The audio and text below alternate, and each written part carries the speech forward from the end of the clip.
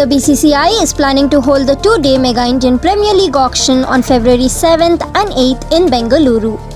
A senior BCCI official on Wednesday said, unless the COVID-19 situation worsens, we will have the IPL mega auction in India and the preparations are underway. Earlier, there were reports that auction will be held in the UAE, but as of now, BCCI has no such plans.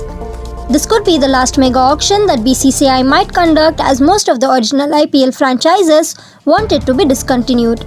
Most of the franchise owners feel that the mega auctions have passed their sell-by date and a team's composition and balance gets severely compromised when there are auctions after every 3 years.